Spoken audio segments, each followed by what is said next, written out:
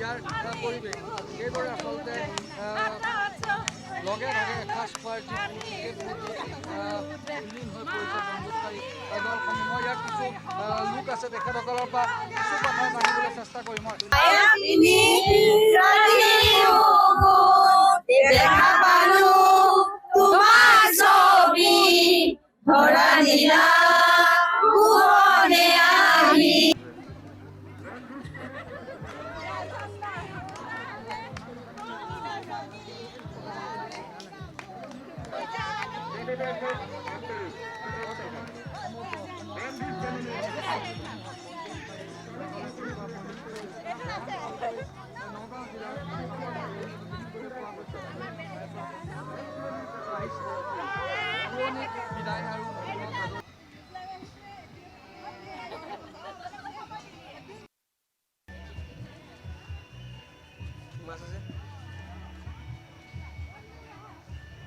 হয়, বৰ্তমান মই উপস্থিত আছোঁ নগাঁও জিলাৰ কাৰ্বি আংলং সীমান্তত অৱস্থিত চাপানলা কুণ্ডত।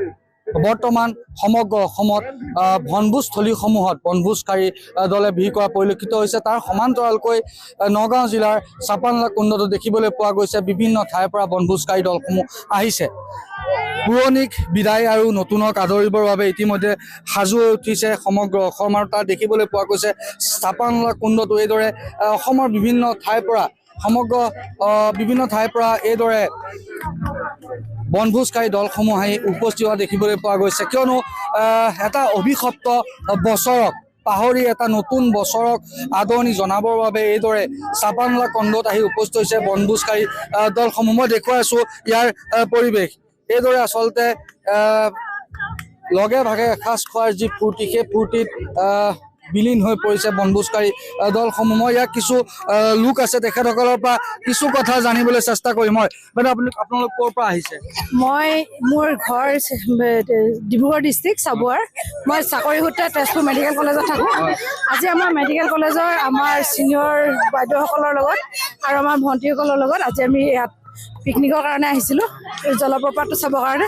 বহুত কষ্টৰে গ'লোঁ, কিন্তু মেইন চ'ৰ্চটো নাপালোঁ। আগতে আহিছিল নে আপোনালোকে? আগতে নাই অহা। তেজপুৰ একদম নতুন জেগা। কেনেকুৱা লাগিছে আহি? এনে আমাৰ ঠিকে আছিলে গোটেইখিনি। যদি মিউজিক চিষ্টেমটো আমাৰ ভাল হৈ থাকিলেহেঁতেন আমি বহুত এনজয় কৰিলোহেঁতেন। আপোনালোক তেজপুৰ ইউনিভাৰ্চিটিৰ পৰা আহিছে? নহয়, তেজপুৰ মেডিকেল কলেজ। হয়, নিশ্চয়কৈ এয়া তেজপুৰ মেডিকেল কলেজৰ পৰা অহা লোক, আৰু তেওঁলোকৰ পৰাও কিছু কথা জানিবলৈ চেষ্টা কৰিম। বাইদেউ কেনেকুৱা লাগিছে আহি? খুব ভাল লাগিছে। নগাঁও ডিষ্ট্ৰিক্টৰ চম্পাৱতী নদীৰ পানী স্পৰ্শ কৰিলো, কিমান ভাল লাগিছে।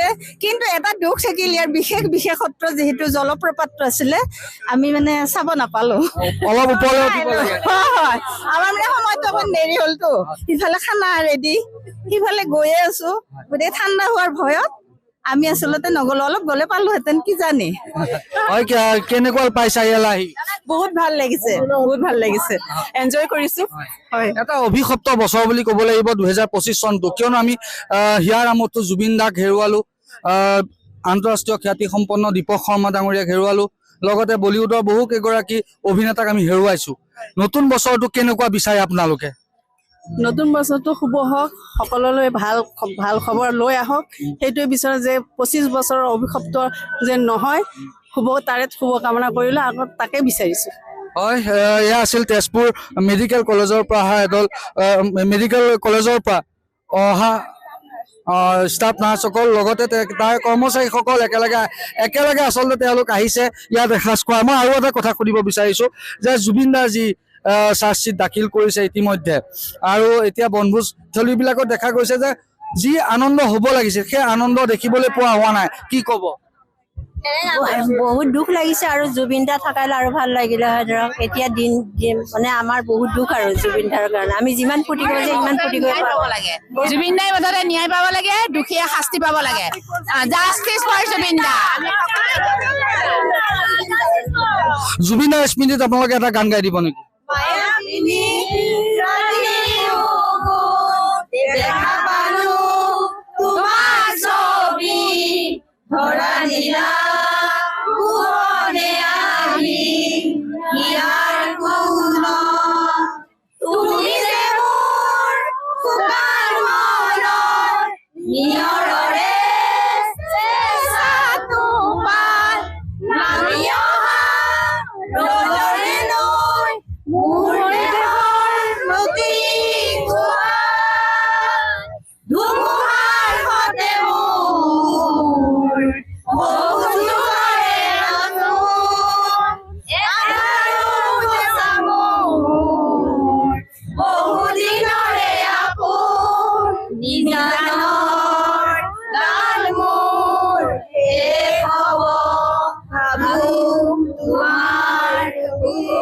ধন্যবাদ।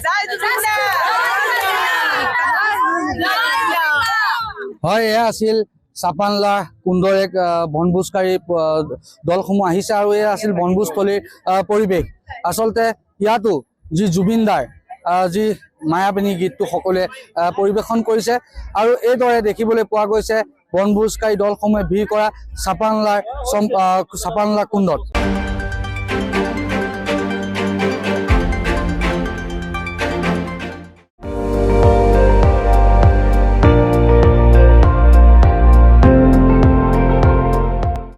আপুনি চাই আছে ND24, সৰ্বশ্ৰেষ্ঠ নহয় সৰ্বোত্তমৰ দৌৰত।